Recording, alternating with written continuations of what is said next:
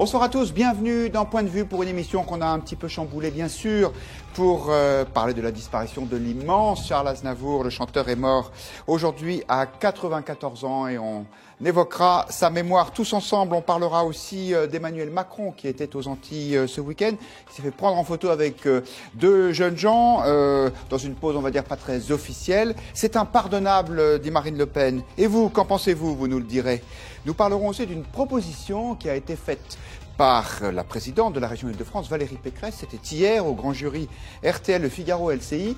Valérie Pécresse est favorable à un durcissement des peines, à un doublement même, quand les actes les agressions ont lieu en banlieue. Est-ce vraiment une bonne idée? Vous nous donnerez votre point de vue. Et puis on parlera de la dépendance. C'est aujourd'hui la journée internationale des personnes âgées. C'est aussi l'occasion de se poser la question, prenons-nous assez soin de nos aînés? Bonsoir Caroline Valentin. Merci d'être avec nous. Vous êtes essayiste, collaboratrice du Figaro Vox. Vous avez contribué à Une France insoumise et Une France soumise, pardon. Vous voyez, c'était tout l'intérêt du titre. Et pourtant, c'est un livre que je connais puisqu'on a dû y consacrer à peu près 12 pages dans le Figaro Magazine. Les lapsus sont toujours révélateurs. Guillaume. Voilà, mais j'ai lu mes notes trop vite. Vous avez aussi contribué à un livre publié aussi chez Albin Michel cette année, celui-là, Le Nouvel Antisémitisme. Bonsoir Xavier Couture. Bonsoir. Vous êtes conseiller audiovisuel, vous avez été PDG de Canal+, enfin vous avez un parcours audiovisuel. J'ai fait 2-3 choses. Voilà, important. Vous avez travaillé avec Delphine Ernotte à France Télévisions. Oui. Et vous êtes en ce moment, entre autres, polémiste à On refait le monde, l'émission de nos confrères d'RTL. Exactement. Patrick Pelou est là aussi. Bonsoir, docteur. Bonsoir. Vous êtes médecin urgentiste, président de l'Association des médecins urgentistes de France, ancien chroniqueur à Charlie Hebdo. Et votre dernier livre, L'instinct de vie, a été publié au Cherche Midi. Et bonsoir, Alexandre Devecchio. Bonsoir. Vous êtes journaliste aux pages Débat Opinion du Figaro. Vous êtes en charge du Figaro Vox. Vous avez signé le dernier sujet de couverture du Figaro Magazine consacré au philosophe François-Xavier Bellamy. Et votre dernier livre, Les Nouveaux Enfants du siècle, a été publié aux éditions du Cerf. On commence bien sûr par rendre hommage à l'immense Charles Aznavour, dont on a appris la mort il y a quelques minutes. Il avait 94 ans. Lui se serait bien vu vivre encore un peu plus longtemps. Écoutez ce qu'il disait. C'était chez le confrère de France 5, pas plus tard que vendredi dernier. On a décidé avec ma sœur qu'on allait passer les 100. Ah, c'est écrit, c'est décidé. Ah oui, c'est écrit. C'est acté. Elle n'a pas le droit de lâcher ça et j'ai pas le droit. Xavier Couture, vous avez une particularité sur ce plateau, c'est que vous avez connu Charles Aznavour. Quel souvenir en gardez-vous? Je l'ai connu parce qu'ayant longtemps collaboré avec la grande chaîne TF1, nous l'avons accueilli à de nombreuses reprises dans des émissions de variété, même dans des émissions d'information.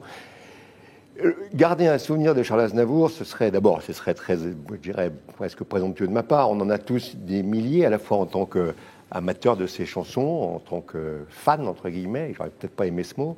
Et puis, l'homme était tout à fait impressionnant, parce que sa rigueur, la rigueur qu'il avait dans ses mots, il avait la même dans sa vie. C'est-à-dire que j'ai rarement vu un artiste dont l'exigence sur lui-même, qui était d'ailleurs une exigence qu'il exerçait sur les autres, était portée à ce point-là. Alors, il avait des formules merveilleuses. Par exemple, il disait « Je suis le moins mauvais des pires pianistes que j'ai eus ». Il avait conscience de ses limites sur un certain nombre de sujets. Il a été le pianiste d'Edith Piaf, tout le monde sait ça. Il a créé ensuite un certain nombre de chansons pour d'autres avant de se mettre lui-même à chanter, alors qu'il avait la conscience d'avoir une voix particulière. Il ne considérait pas qu'il était le plus grand chanteur du monde. Et en même temps, ça a été évidemment un ambassadeur assez curieux d'ailleurs, parce qu'il était d'abord l'ambassadeur de l'Arménie, qui était son pays d'origine, et il a été un merveilleux ambassadeur de la langue française, de la chanson française, des mots qu'il arrivait à trousser, comme dans cette chanson qui pour moi est restée la chanson de mon enfance, qui s'appelait Dans le petit bois de trousse-chemise. Il a fait une très grande forêt de trousse-mots, et franchement, cet homme a été probablement l'une des figures marquantes. C'est un géant. Enfin, moi, j'ai presque honte de lui rendre hommage. Qui suis-je pour jouer à ça? Mais c'est vrai que nous sommes tous impressionnés par la carrière, le talent, l'exceptionnel bonhomme qu'a été Charles Aznavour. Petit bonhomme qui portait avec lui sa culture, son ambition, son art. Vraiment, je suis à la fois triste et puis, voilà, on va dire qu'il laissera une trace que peu ont réussi à laisser dans la chanson française. Il aimait la télévision quand il venait à TF1 et que vous l'accueillez là-bas. C'était un peu une figure imposée, plutôt? Oui, enfin pour lui, ça faisait partie des obligations de sa carrière. Et je ne suis pas certain qu'il aimât beaucoup la télévision en tant que telle. Je crois qu'il aimait bien un certain nombre de gens de télévision, je ne prétends pas en faire partie. Il aimait beaucoup pouvoir interpréter ses chansons dans un cadre, quand on le mettait à sa disposition, qui était suffisamment valorisant, à la fois pour sa musique et pour ses textes. Il n'aimait pas beaucoup la rupture de temps, la rupture temporelle que la télévision impose, c'est-à-dire cette espèce de grande machine à zapper qui n'était pas complètement sa culture. Il aimait s'installer dans le temps. D'ailleurs, quand il faisait un récital, c'était toujours sur une durée assez longue, dans des salles importantes. Il avait un lien direct avec le public, même des publics très nombreux, mais il établissait un lien magique avec ce public. Et je crois que la télévision, qui est un outil plus vif, plus rapide, un peu zappant, et où l'on ne touche pas vraiment le public, n'était pas complètement sa tasse de thé. Il était d'une époque où on aimait les salles de spectacle, où on aimait cette rencontre avec le public. Même si cette rencontre était toujours très bien réglée, moi j'ai le souvenir d'un concert de Charles Aznavour au Palais des Congrès, il y en a eu beaucoup, et il terminait toujours son concert par cette chanson « Nous nous reverrons un jour ou l'autre ».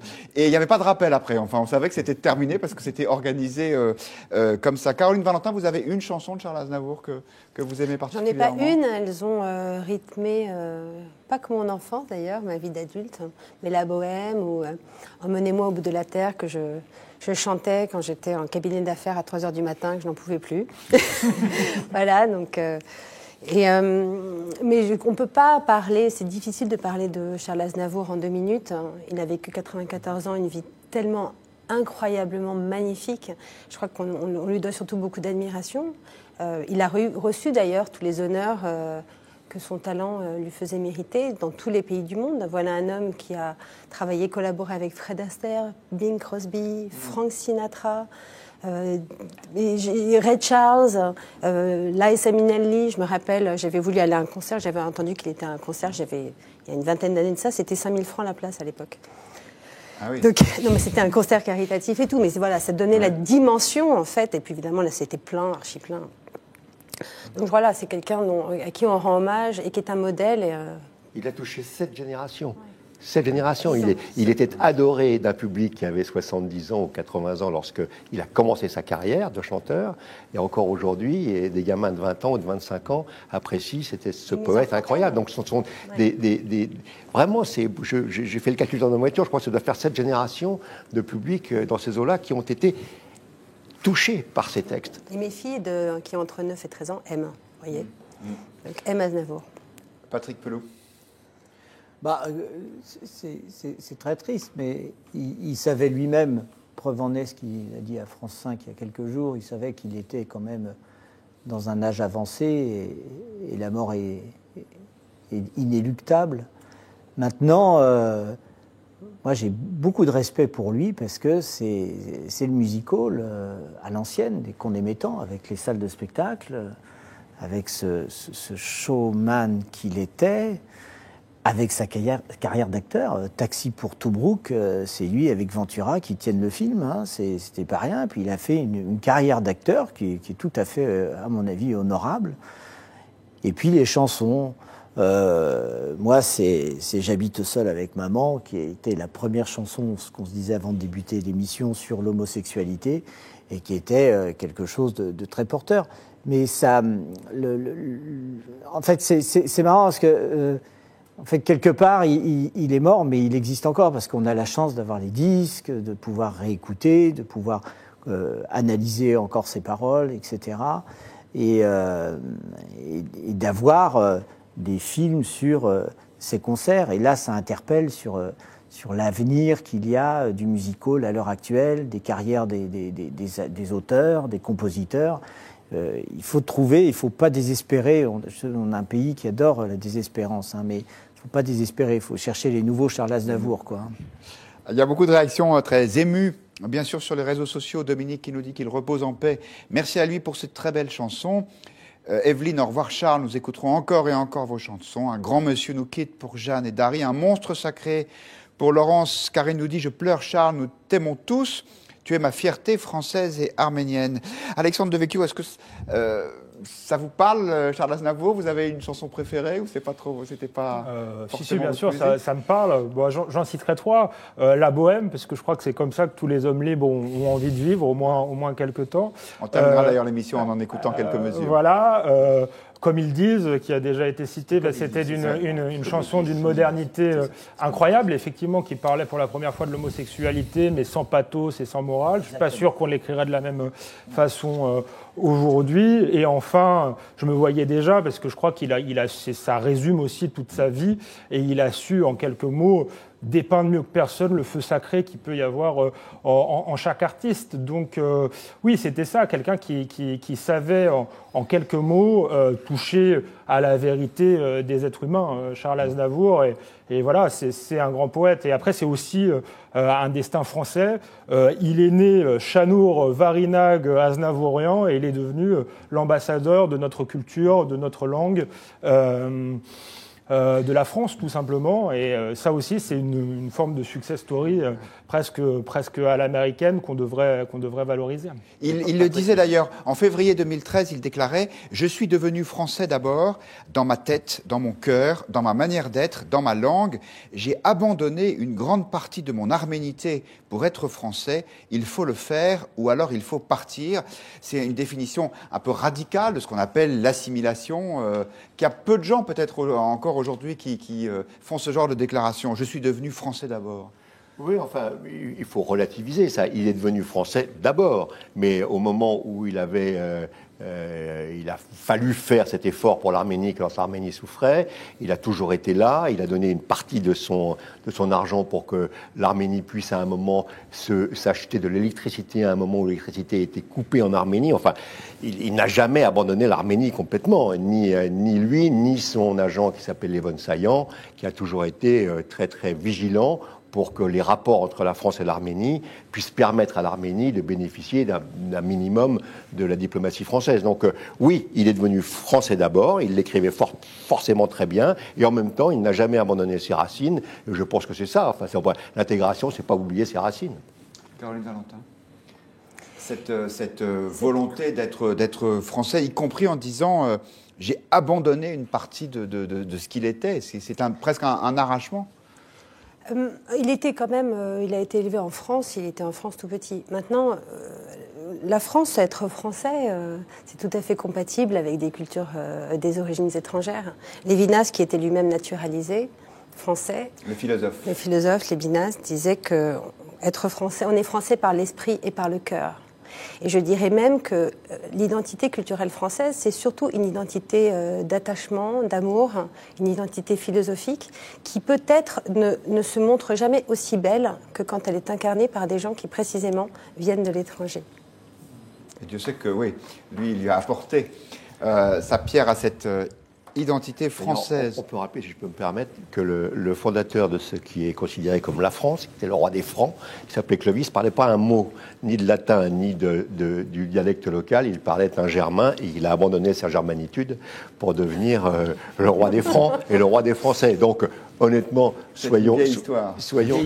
Vieille histoire. Mais en fait, Clovis est un très bon maître en matière d'abandon d'une partie de soi-même, tout en étant respectueux de ce que l'on est à l'origine. Mais des Français d'origine étrangère, il y en avait plein. Richelieu... Dont le fondateur de la France. Voilà.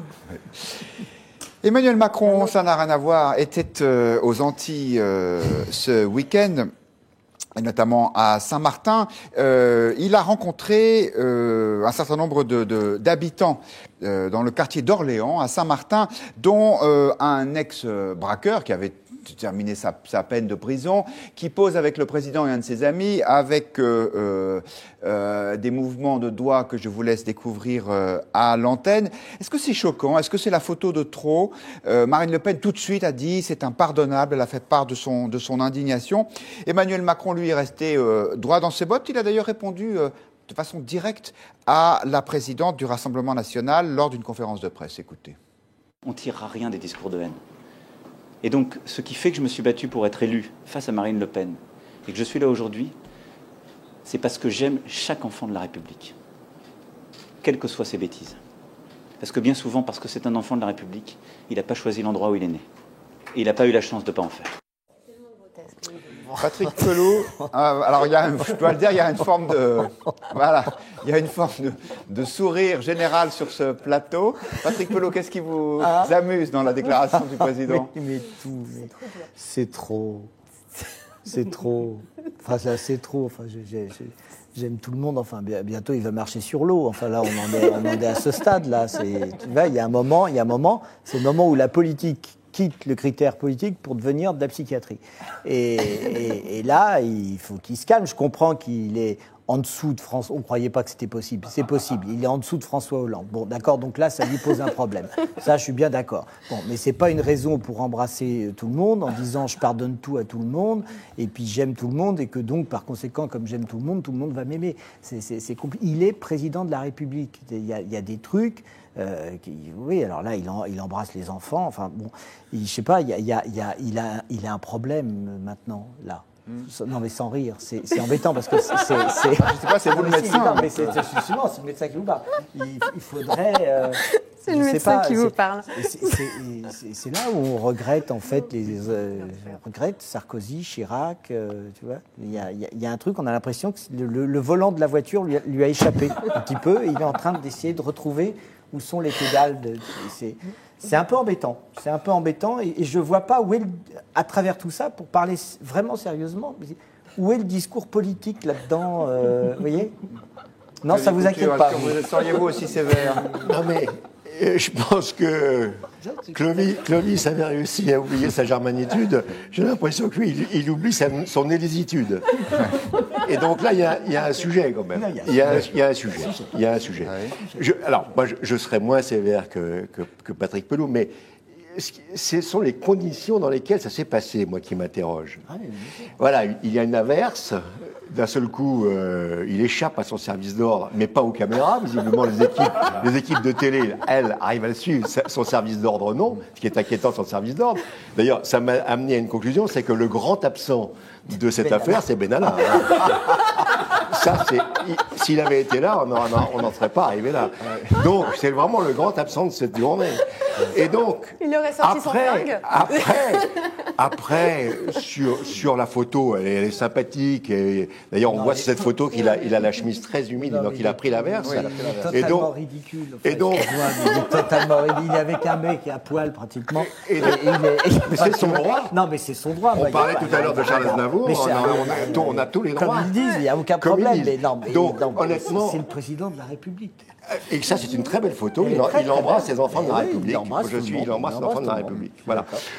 Je pense honnêtement que Marine Le Pen pourrait se passer de ses commentaires en termes, je dirais, de projection imaginaire d'un président de la République. Il a cru probablement se rapprocher du peuple, il a cru faire un geste qui était un geste de grande proximité et qui tourne un peu au fiasco parce que l'image projetée n'est pas conforme ni à la mission qui est la sienne, ni même je dirais, à cet écart qu'il a voulu organiser. Cet écart qu'il a voulu organiser, c'est pas du tout le résultat obtenu. Il voulait obtenir un écart qui lui permette de se rapprocher du peuple. Il obtient un écart qui le ridiculise. C'est que de la com. Tu ne sais pas où il veut aller politiquement. C'est quoi la ligne politique de tout ça? Alors, je ne pense pas que ce soit fait pour émettre une ligne politique. C'est le président de la République. Oui, non, là, tu as un peuple qui est anxieux, qui est dépressif, qui n'y arrive plus, qui est dans une crise sociale majeure.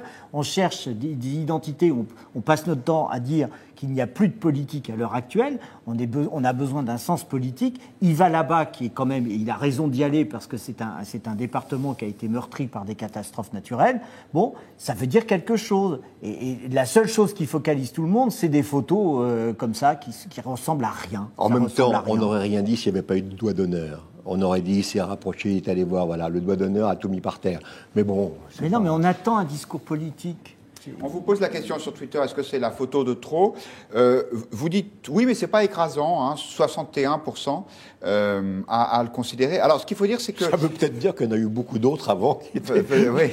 Alors, Emmanuel Macron s'est expliqué hein, sur le contexte de cette photo, et notamment dans quelles conditions est-ce qu'il avait rencontré ces deux jeunes avec lesquels il pose. En fait, il explique qu'ils lui ont permis de rencontrer une jeune fille handicapée qui était un petit peu à distance. Alors, comme on n'a pas beaucoup entendu cette séquence, je vous propose de la réécouter.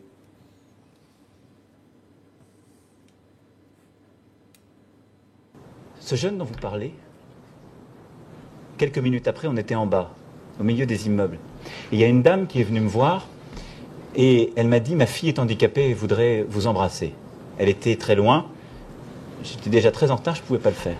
Et j'ai pris les deux jeunes, celui qui sortait de prison et celui qui manifestement a fait ce geste, je crois que c'est lui, qui est en CAP. Lui, il fait des études et veut avoir un travail. J'aurais dit « Allez chercher la petite ». Ils ont porté la petite et ils l'ont apportée pour que je l'embrasse.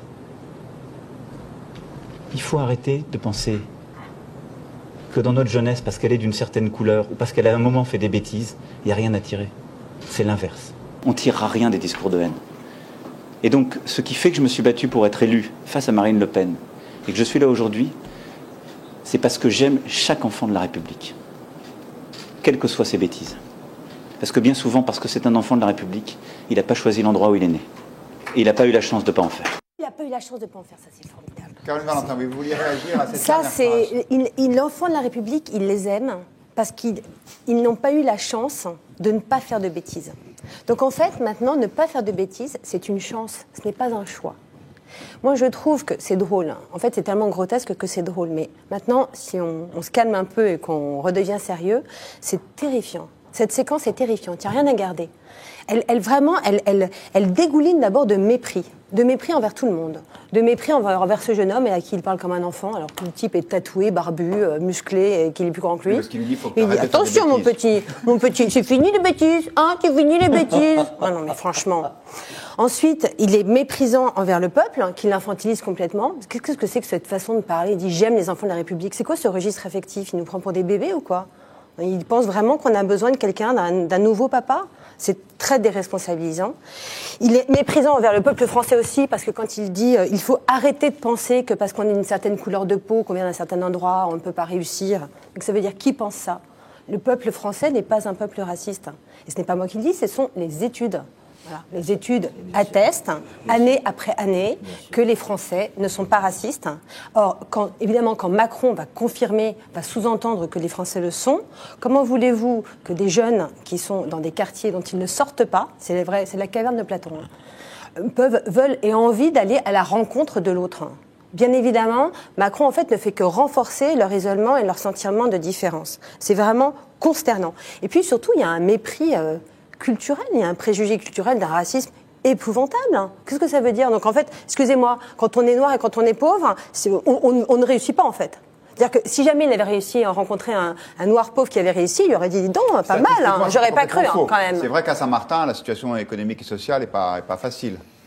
Non, mais c'est là où on a besoin d'un discours politique. On va écouter. On a besoin d'un discours qui porte. Bien sûr, qui porte. On va écouter Alexandre Devecchio. Je vais vous donner quelques commentaires d'internautes pour nourrir le débat. C'est un qui répond à cette question. Est-ce la photo de trop? Il nous dit que ce n'est pas la photo de trop, c'est le président de trop. Tonalité assez critique hein, sur les réseaux sociaux. Marie-Christine nous dit c'est choquant pour un président de la République. Corinne, si vous laissez passer cela, les futures générations pourront tous se permettre, allusion probablement au doigt d'honneur fait par le jeune homme à côté du président. Et Bastock, c'est affligeant. Ce petit monsieur Macron devient un clown pitoyable, une honte pour sa fonction. Est-ce que le problème, Alexandre Devecchio, ce n'est pas que le président a du mal à trouver la juste distance? Parce qu'on lui reprochait d'être trop hautain, trop loin des gens. Donc là, peut-être qu'il fait des efforts justement pour se rapprocher et on le lui reproche encore. Ça va rien arranger parce qu'il y a un sentiment en plus de deux poids, deux mesures qui est incroyable. Il y a un enfant qui l'appelle Manu. Il fait un numéro d'autorité en disant tu m'appelles pas comme ça, etc. Je suis le président de la République. Un horticulteur lui explique qu'il n'a pas de travail et lui dit de traverser la rue et d'aller chercher du boulot. Et là, un mec lui fait un bras d'honneur. C'est Effectivement, un ancien braqueur lui fait un bras d'honneur et il dit que c'est un gamin qui a fait une bêtise. Donc il y a un deux poids deux mesures affolant. Et moi je trouve qu'il y a un réflexe quand même néocolonial là-dessus, parce que ce qui choque les gens, c'est le doigt d'honneur, c'est la vulgarité du geste, c'est pas le fait qu'il soit de couleur. Donc là, il trahit un inconscient incroyable, le président de la République, ou alors il est d'une mauvaise foi incroyable et il a plus que Marine Le Pen pour exister. C'est quand même problématique politiquement. Et puis après, tout ça renvoie quand même à l'affaire Benalla, je pense, dans l'inconscient collectif. Il y a quand même, entre Yacine Bellatar, Alexandre Benalla, et là, on a l'impression que le président de la République aime s'encanailler avec les voyous. Je ne sais pas si c'est le syndrome du premier de la classe qui aime bien être avec l'élève bagarreur, mais il y a quand même un peu de ça. Je n'aime pas faire de la psychologie, mais ça fait penser à ça. Et encore une fois, c'est problématique pour quelqu'un qui est censé incarner la nation. Je voulais juste rajouter un point. Il y a quand même aussi un problème, excusez-moi, de traitement de l'information. Parce que Marine Le Pen est loin d'être la seule personne qui s'est insurgée contre cette séquence aux Antilles. Les réseaux sociaux se sont enflammés et c'est loin, c'est pas du tout uniquement les gens qui sont pro-Marine Le Pen ou d'extrême droite.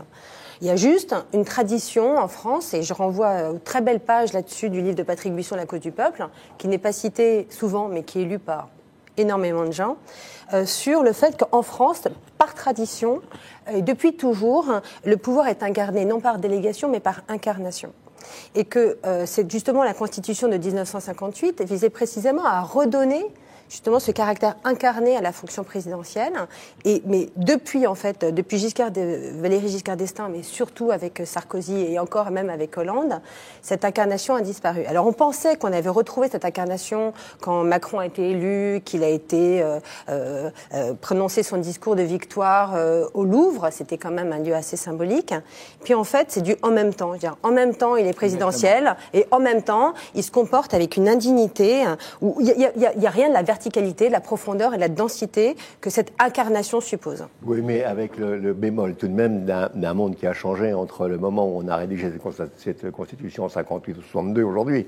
Oui. À partir du moment où la verticalité de la communication, la verticalité du pouvoir même, est remise en cause par une horizontalité permanente qui fait que d'ailleurs même nous, qui sommes des commentateurs, on est à la remorque des plus extrêmes sur les réseaux sociaux, parce que ce sont les plus extrêmes qui, sur les réseaux sociaux, font le plus de bruit.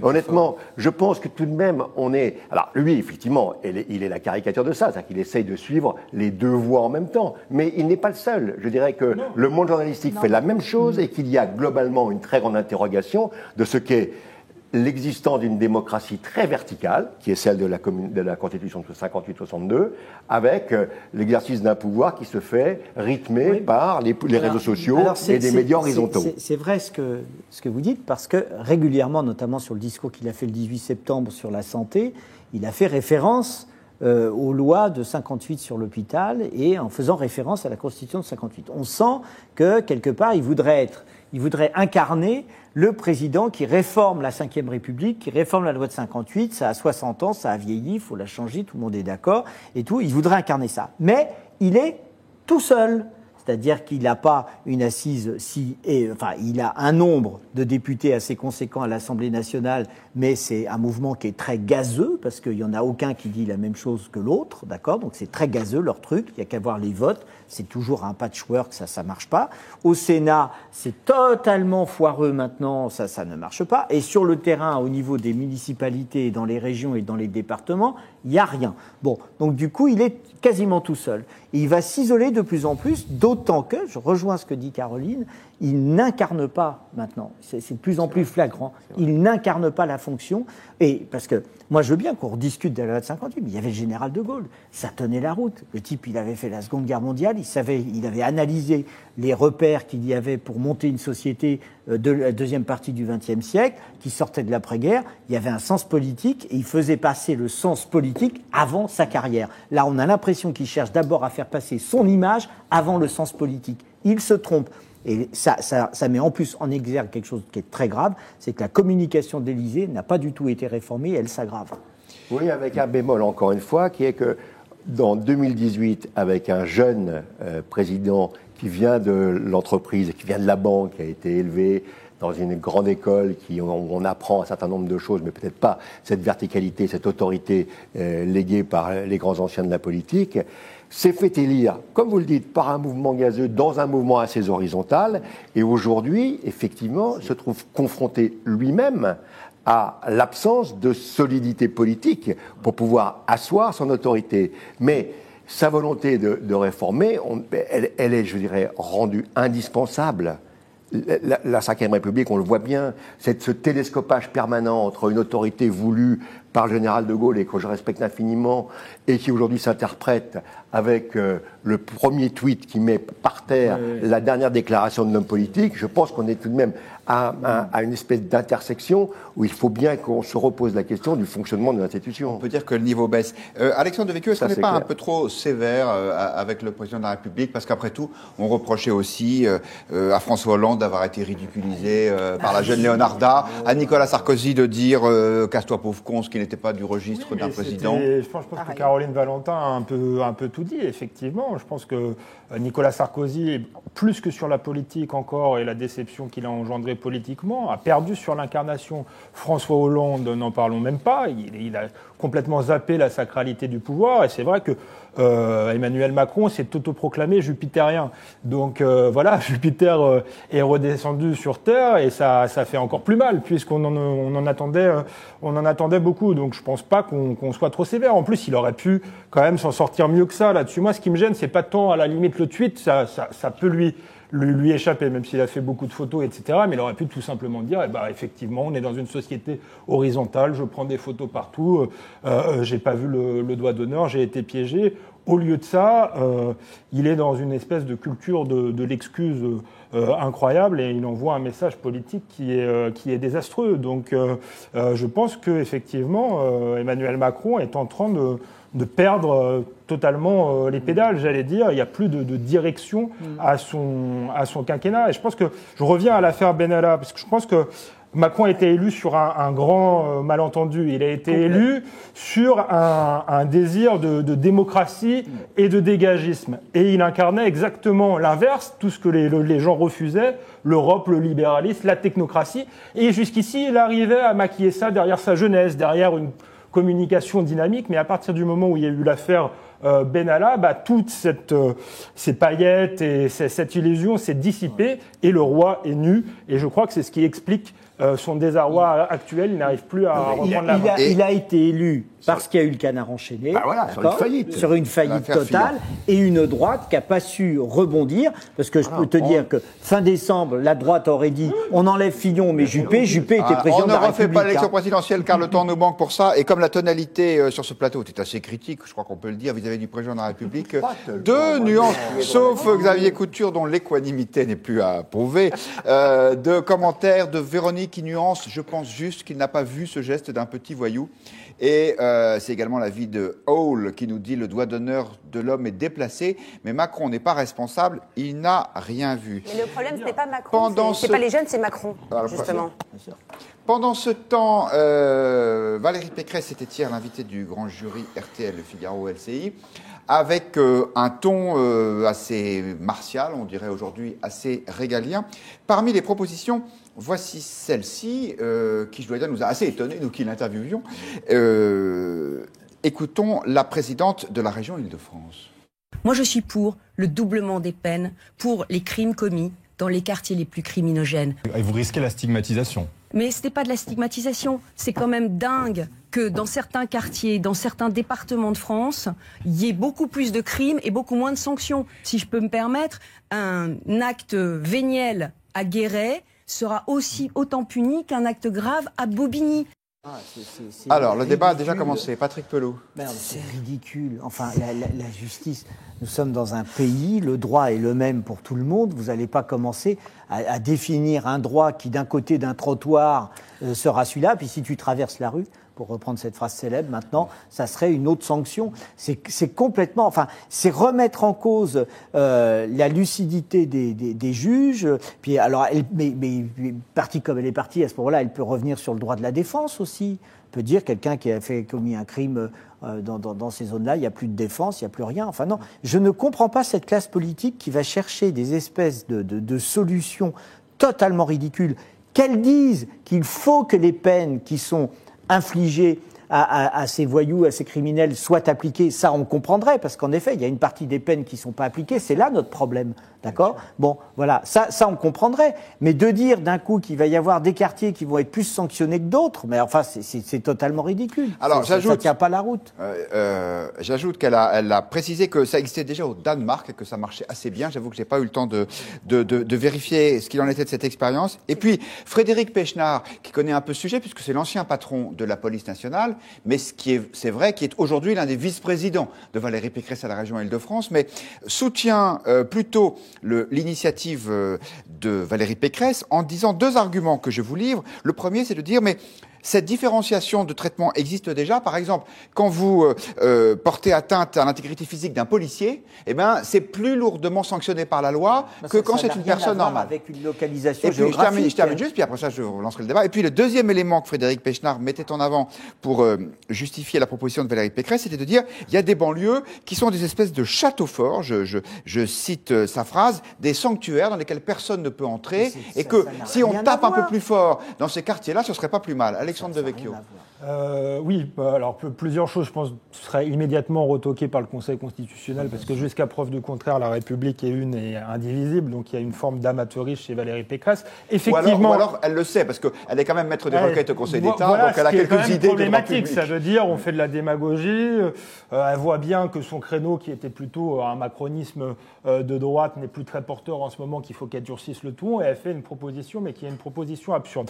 Ceci dit, elle s'inspire effectivement de tout un package de lois qui a été passé au Danemark, qui s'appelait un Danemark sans société parallèle, sans ghetto. Effectivement, cette mesure est passée, mais ça s'accompagnait de tout un autre de beaucoup d'autres mesures qui me paraissent plus intéressantes. Par exemple, limiter à 30% dans les collèges et les lycées la proportion d'enfants d'immigrés, empêcher les gens qui ont été condamnés de revenir dans leur quartier. Ça, je pense que c'est pas idiot.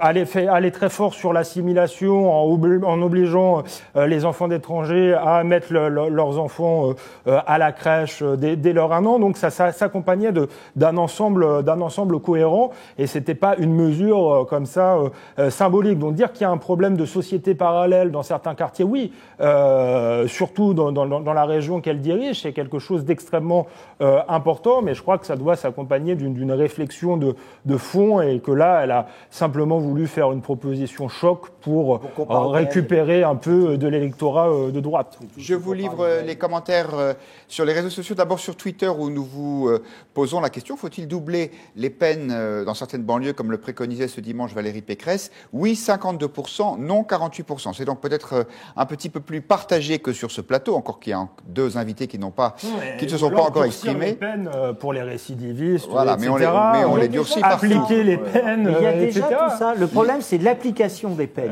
C'est la justice, notamment. Et quand on dit ça à la justice, ils disent donnez-nous les moyens, notamment les bracelets électroniques, les contrôles de l'application des peines, des juges d'application des peines, etc. Donnez-nous les moyens. Et puis tu te retrouves à la police qui dit donnez-nous des moyens, notamment pour aller dans les quartiers difficiles, etc., pour remettre la République et le droit dans ces quartiers. Mais voilà, mais on est sur un système qui se mord la queue en disant voilà, et puis d'un autre côté, tu as le budget qui arrive en disant on comprime le budget de la justice, on comprime le budget de la police, faites mieux avec moins, ça c'est impossible, surtout pour la sécurité, et on perd dans la sécurité. Vous avez qu'à voir le nombre de crimes qui sont annoncés régulièrement en ce moment. C'est quelque chose qui pose problème. On va écouter le point de vue de Xavier Couture, mais avant, je vous livre cette réflexion de Linda qui me paraît pleine de bon sens. Avant de doubler les peines, il faudrait déjà qu'il fasse la première, voilà, c'est ça, avant d'en envisager une autre. Xavier Couture. Voilà, évidemment, je partage tout ce qui a été dit. On est vraiment aux confins de l'absurde sur la chose elle-même. Simplement, la proposition est une proposition à laquelle elle ne croit pas elle-même, évidemment. C'est la politique de la muleta, c'est-à-dire le torero se cache derrière un chiffon rouge dans lequel il faudrait que nous essayions de ne pas foncer. C'est pas du tout le sujet. Le sujet, c'est qu'effectivement, il y a des châteaux forts, il y a des quartiers dans lesquels la police a du mal à entrer, et il y a par ailleurs un engorgement d'un certain nombre de tribunaux, et particulièrement en Seine-Saint-Denis, dont on sait que les moyens sont insuffisants pour traiter l'ensemble des dossiers qui sont à traiter. Une fois qu'on a dit ça, il faut que la République fasse son boulot. Elle a un arsenal juridique qui est largement suffisant pour traiter l'ensemble de ces problématiques. Simplement, il faut effectivement prononcer des peines, arrêter les suspects, prononcer des peines et les faire appliquer. C'est tout ce qui a été dit. J'ajouterais quand même que dans cette affaire, on a l'impression qu'elle a ramassé une feuille de photocopie froissée parce que inapplicable dans la corbeille de Wauquiez, et elle se dit, puisque j'ai un petit problème avec Macron, et que ça marche moins bien, mon macronisme de droite, je vais aller faire du wauquiérisme de gauche et du wauquiérisme en plein. Donc, c'est vraiment une proposition absurde, dont la portée n'est que politique, et donc ne traite pas du tout le sujet sur lequel elle s'est exprimée. La cible, c'est pas la justice et l'application des peines, la cible, c'est Wauquiez ou Macron. Franchement, c'est indigne d'elle. Voilà. Une réaction de Stéphane Troussel, qui est le président socialiste du département de Seine-Saint-Denis, c'est votre réaction qui m'y faisait penser. Xavier Couture, lui, refuse ce qui serait à ses yeux une justice d'exception en affirmant que cette mesure serait à la fois inefficace et anti-républicaine. Caroline Valentin, avez-vous envie de défendre Valérie Pécresse, qui est plutôt critiquée sur ce plateau jusqu'à présent? Je ne vais pas y arriver. Je ne vais pas y arriver. Je suis atterrée, en fait. Je suis atterrée depuis le début de l'émission. Il y a Cazenavour qui m'a donné foi en l'avenir, finalement. Pour faire voilà, exactement. Donc je suis atterrée par le piètre niveau de cette femme politique qui est quand même là depuis très longtemps, qui est très bien formée et qui devrait être un peu plus sérieuse que ça. Alors, pour revenir déjà sur ce qui était assez marrant en fait, c'est qu'elle disait de manière assez naïve, il faut faire ce type de mesures, sinon l'extrême droite va monter. En fait, son objectif, c'est pas Wauquiez, c'est pas Macron, c'est l'extrême droite. Elle voit ce qui se passe ailleurs en Europe et elle a bien compris que pour contrer la montée des populismes, je mets les guillemets de Chantal Delsol à ce mot, qui est forcément péjoratif, il fallait soit faire une coalition gouvernementale avec eux, mais elle veut pas se faire une coalition gouvernementale avec Marine Le Pen, soit il faut récupérer leurs propositions et leurs solutions. Ce qui est un peu dommage, c'est qu'effectivement, dans le package, elle a pris la seule proposition, la seule mesure des Danois qui est la plus contestée. Et même là-bas, c'est contraire à la Constitution du Danemark, en tout cas c'est compliqué, c'est contraire à la Déclaration universelle des droits de l'homme, et ça peut poser un problème de contradiction avec la Convention de l'ONU sur la discrimination raciale. Surtout, au-delà de tout cela, le problème que cela pose, et ça c'était une remarque et une critique qui s'applique aussi aux mesures qui ont été prises au Danemark et qui sont assez récentes, donc on n'a pas la conséquence, le résultat de ces mesures, ce sont des mesures qui ne prennent pas du tout en compte la culture et la religion de ces populations.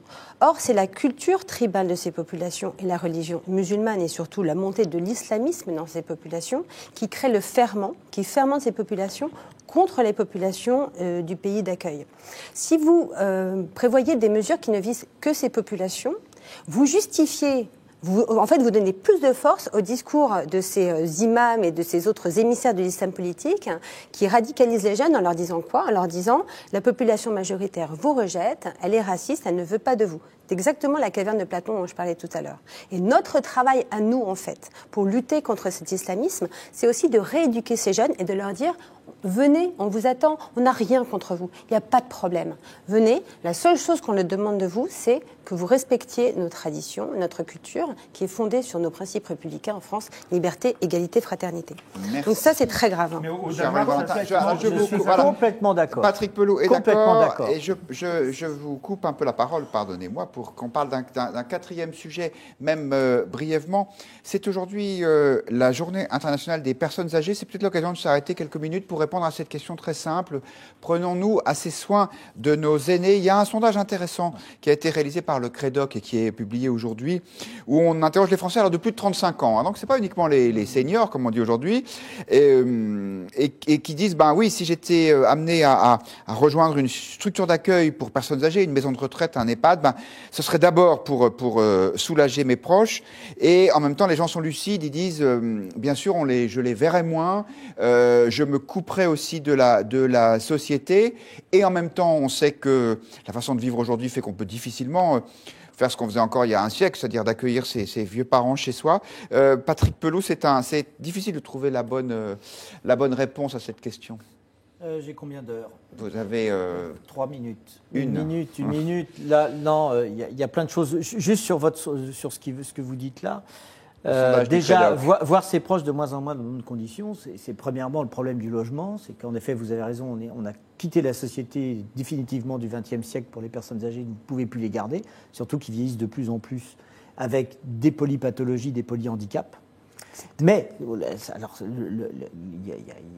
la deuxième question, se mettre en retrait de la société 62%, c'est la grande interpellation qui est à l'heure actuelle sur l'évolution d'Alzheimer, où plus vous vous retirez de la société, et plus vous risquez d'avoir, c'est là où il y a un débat à l'heure actuelle, qui à mon avis est insuffisant, mais qui est vraiment un débat très intéressant pour savoir si la maladie d'Alzheimer était véritablement une maladie somatique, de dégénérescence neurologique, c'est un fait, et c'est ce qu'on voit sur les scanners, les IRM, mais aussi une adéquation entre l'environnement socio-économique de la personne âgée. Donc on est vraiment avec des problématiques énormes. On a fait un sondage concernant les EHPAD. Il y a eu un reportage récemment sur une chaîne de télé sur France 2 montrant dans quelles conditions ils travaillent dans les EHPAD. Moi, c'est atterrant. Et s'il fallait un curseur sur le niveau de l'humanisme en France, c'est pas la prise en charge de la petite enfance qui est remarquablement prise en charge, c'est les personnes âgées, c'est le polyhandicap, c'est le malade poly. Voilà. Et en même temps, Xavier Couture, on a une responsabilité, nous, la société au global, parce que c'est aussi peut-être parce qu'on s'occupe moins de ces anciens que ne le faisaient les générations précédentes. Je crois qu'effectivement, le vieillissement de la population, j'ai vu le reportage sur les EHPAD, qui était à la fois terrible et outrancier. C'est-à-dire qu'en fait, il renvoie l'ensemble des téléspectateurs à leur propre culpabilité. Que faisons-nous, nous-mêmes, vis-à-vis de nos anciens? Parce qu'à la réalité, quand on s'approche des EHPAD, et moi je connais bien les gens d'Orpea qui ont été mis en cause et qui font un travail, qui est leur travail. Alors, il y a bien sûr à la marge des choses qui sont montrables et de manière difficile dans une émission, mais la réalité, elle n'est pas celle-là. La réalité, c'est quelle est la durée de vie d'un ancien qui rentre dans un EHPAD. Personne ne fait cette statistique. Or, effectivement, il y a un décrochage de la société qui ne donne pas envie de vivre. C'est ça le vrai problème. Bien sûr. Et donc, on est dans une société où nous-mêmes, nous tous, qui avons des anciens devant nous, je vais en devenir un bientôt, on doit s'interroger sur la manière dont on les traite à titre individuel, nous-mêmes. Les structures familiales ont un peu explosé, le XXe siècle est passé, le XXIe arrive avec ses grandes avancées horizontales, numériques et autres, mais au passage, il y a un certain nombre de pans de l'humanité qui sont abandonnés au bord de la route. Et les vieux sont aux premières loges de cet abandon. Je crois que ça n'est pas en remettant en cause la manière dont les EHPAD fonctionnent qu'on résoudra le problème. Et je salue l'initiative de la ministre, Agnès Buzyn, qui lance une grande consultation sur le sujet, qu'il a annoncé aujourd'hui. Et je pense qu'effectivement, sur une grande consultation nationale, on pourra peut-être faire émerger quelques points d'amélioration du traitement collectif qu'on donne à nos anciens. Pardonnez-moi, c'est bien beau ce qu'elle annonce, Buzyn, mais il y a déjà X rapports qui disent tous la même chose. Le Conseil économique et social et environnemental a fait un rapport récemment en disant le nombre de personnes qui s'occupent des personnes âgées dépendantes dans les EHPAD, on est 2 fois moins nombreux qu'en Allemagne, par exemple. Donc qu'est-ce qu'on attend pour créer des emplois, puisque nous avons énormément de chômeurs, de créer des emplois, de recréer du lien, de recréer de la rééducation des personnes âgées, etc. Il y a tout ça. Il ne s'agit pas de montrer du doigt tel ou tel organisme ou multinational, parce que c'est le cas aussi, parce qu'ils appellent ça, c'est une réalité, l'or gris, parce que ça rapporte du pognon, d'accord? Mais qu'est-ce qu'on fait quand vous avez des familles qui doivent payer 4 000 à 6 000 euros par mois pour garder la personne âgée dépendante dans une institution parce qu'ils ne peuvent plus le faire? C'est une réalité sociale. Les personnes qui peuvent payer actuellement, c'est des gens qui sont propriétaires, qui ont connu le plein emploi, etc. Ça ne sera pas le cas dans 20 ans. C'est vrai, c'est vrai. Donc qu'est-ce qu'on fait? Mais avec 97% d'ailleurs de ce que je crains, ce que je crains, c'est qu'on est en train de faire naître une nouvelle pauvreté qui est vraiment épouvantable. Merci Patrick Pelloux. 2 commentaires de nos internautes pour Hall qui nous dit la relation avec les aînés fait partie de notre culture. En Chine, on prend mieux soin des aînés, et Johan qui ajoute ils sont ignorés. Alexandre Devecchio, un point de vue sur ce sujet? C'est vraiment une question compliquée parce que je crois que d'un côté, effectivement, peut-être qu'il y a une forme d'égoïsme de la société qu'il n'y avait pas autrefois, et de l'autre côté, on est quand même face à des pathologies nouvelles. Quand quelqu'un a Alzheimer, c'est quand même très difficile de le garder chez soi au bout d'un certain stade. Donc là, on va avoir besoin, je crois, de 2 acteurs majeurs français, qui sont d'un côté la société, les familles, les structures familiales, et de de l'autre l'État. Or, malheureusement, le modèle qu'on suit de plus en plus depuis des années, et ça n'a pas l'air de s'arranger, c'est plutôt la philosophie du gouvernement actuel, c'est celle de l'atomisation de la société, de l'individu roi. Et donc, si on continue à prendre ce chemin-là, effectivement, on va aller dans le mur, puisque dans quelques années, on va être confronté à un problème sanitaire, social, d'ampleur majeure. Donc, c'est vraiment un changement de paradigme et de philosophie politique, je crois qu'il faut entreprendre dès maintenant pour avoir une chance de résoudre ce problème demain. Caroline Valentin, il nous reste quelques instants pour conclure et c'est vous qui le ferez.